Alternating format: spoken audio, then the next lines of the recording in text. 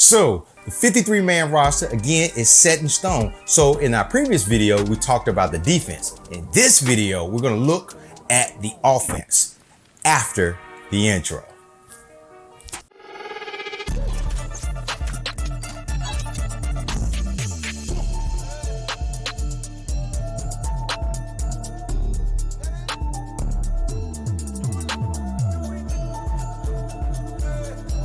Welcome back to the channel. It's your boy Bonafide, and this is Section 240, a channel all about the Tennessee Titans, but from a fan's perspective.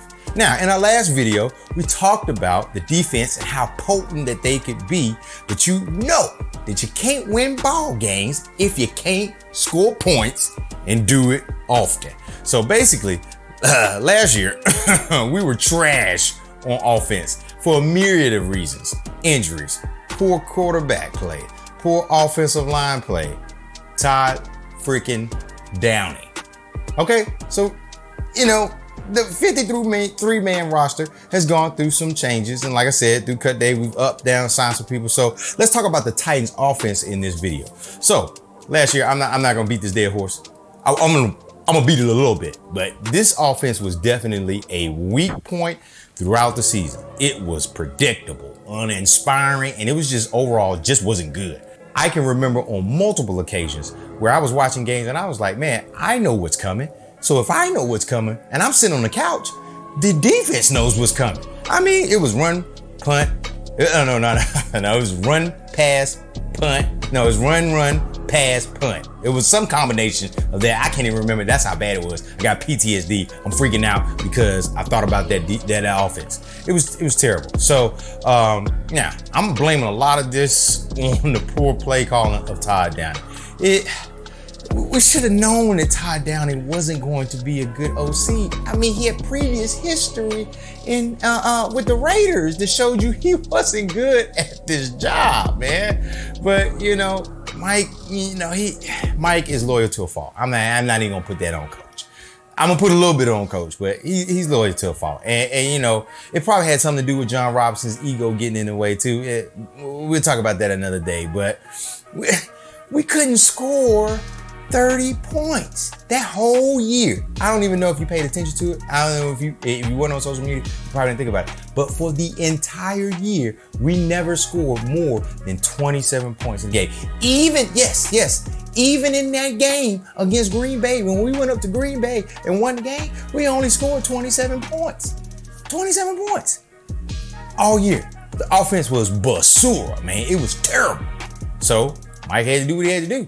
Now, he had to fire Todd and Keith Carter. And strangely, both of them ended up in New York. So, and you heard reports about the offensive line and the offense. That's not me. I ain't worried about that. This ain't no Jets channel. We don't care about them. Good luck to them in the season.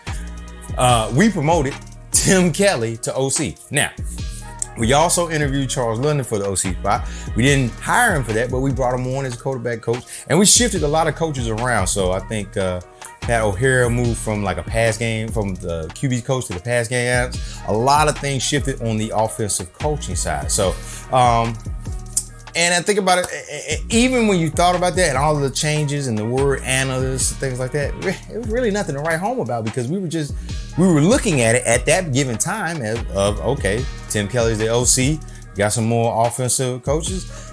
Burks is wide receiver one. Hopefully Phillips could fill in. We got NWI. So it was really nothing to write home about until we got Ryan Carthon. Now, Ryan Carthon came in here on the business side, you know, outside of draft, he got to cooking. And if you want to see what he was cooking, I got a video up here. I put it up in the cards I think it's over here. Put it up in the cards. Now, you know, he in free agency, we signed Andre Dillard to kind of fill the spot from our left tackle role of Taylor Lewan being gone. So we filled that. But man, the biggest win of the offseason for the Tennessee Titans was signing DeAndre Hopkins. I got another video, I'm gonna post it up here, but we could talk about it. But man, when we got him and we confirmed that, the shift of what was happening with this team, that's when it took in place for me. Now, don't get me wrong. I'm a Titans fan through and through. I'm going to be here. I was here when we were 2 and whatever, and we were losing games left and right, and exotic smash mouth football. So I was always going to be watching the games, you know. But it kind of felt like before that sign, it was just like, you know, we just going to get through the season, see what we can do in the draft, who drops to us, you know, people like tank for Caleb, and things like that. But if you know Mike, we ain't tanking. So, you know, Caleb Williams ain't going to be in our future unless something disastrous happens this season, which hopefully nothing of that nature happens. But anyway, so that's when the shift started happening, because it felt like, okay, we got what we can consider a true number one. Pair him with Burks. Now he's 1A to 1B. You know, King Henry back. Okay, let's see. You know, Tannehill's healthy. Let's see what we can do. What we can talk about. So that started, you know, I started to get hype about that. Because, you know, adding a player of that caliber can change your projection. Now, that was only here internally. National media has already crowned the Jags as AFC South champions for whatever reason. I guess I don't know. So it is what it is. So the national media might not be buying it, but hey, shoot, when have they ever really cared about us? So I don't even worry about it. So, and like I mentioned in the defensive preview video, we're healthy. Tannehill is healthy. Henry is 1 year removed from the foot injury, so he should be a little bit healthier. Everybody's healthy on the offensive line as of right now. We're healthy, so that's a big factor in there. So again, let's talk about some strengths and weaknesses for the offense. Now, strength, running backs. No matter what happens, you gonna know one thing about Tennessee Titans is that they are going to hang their hat on running the daggone football. And we got one of the greatest, I would say, I'm gonna go out there on a limb and say that the backfield that we got right now is probably arguably one of the greatest. I mean, we drafted Tyjae Spears to be that complement to Derrick Henry, and he's looking like he's going to be him of the, okay? Because we've seen what he can do in the preseason, a little stiff arm, you know, so we might see that return of thunder and lightning with him in the backfield. And look, Julius Chestnut on his own is a very good RB3 and could have possibly been RB2. So I'm looking at this running back room as a strike. We got the king, like I always say, the king gonna stay the king, things like that. But now he's got a compliment. So maybe we're in the way the offensive philosophy works out. We'll talk about that later. But now maybe you can have Derrick and Tyjae on the field at the same time and confuse defense. Is he going to go to Henry? Is he going to go to Tyjae? Does that open it up? So the strength of the running back room here, although it's just 3, these are 3 really good backs. And I'm thinking that this is going to be, I'm feeling like this is going to be a strength for us. Now, remember I told you we fired Todd Downing and now we have Tim Kelly. So Tim Kelly is now OC. He called plays in Houston. There's probably some concern, some discussion about that because it was Bill O'Brien's team, so he was the offensive guy. But Tim Kelly was, the offensive coordinator in that situation. So I think it may have been shared responsibility. But in any case, DeAndre Hopkins was there. Deshaun Watson was there when Tim Kelly was the OC, and they both saw really, really good years. I think Deshaun Watson saw a really great year under Tim Kelly. He even campaigned to keep Kelly when he was with the Houston Texans. So that is something that we're working with here. So, and we brought on Charles London as a QB coach, and we made the change to include analytics in our processes, which is a big thing. Will this be enough, though, to get us scoring over 25 points a game?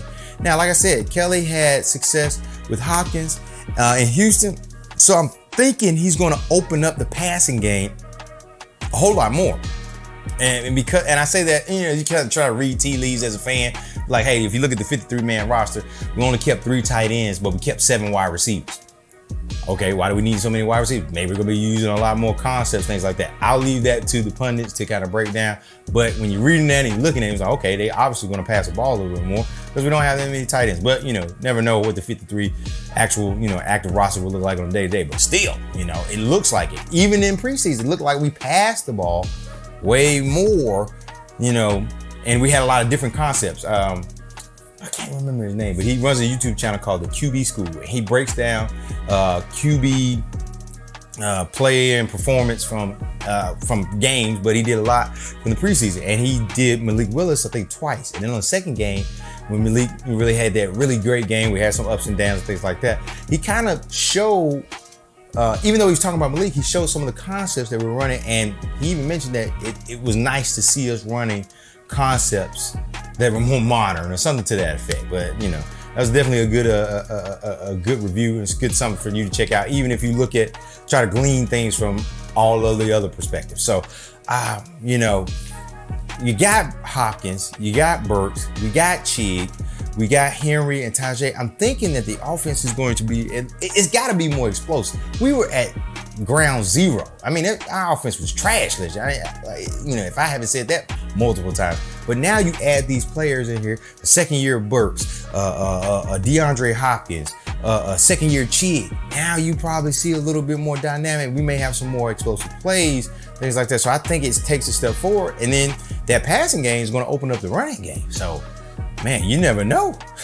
We could be looking at something really good here with this new change in offense. But I would say thing about it is only time is going to tell.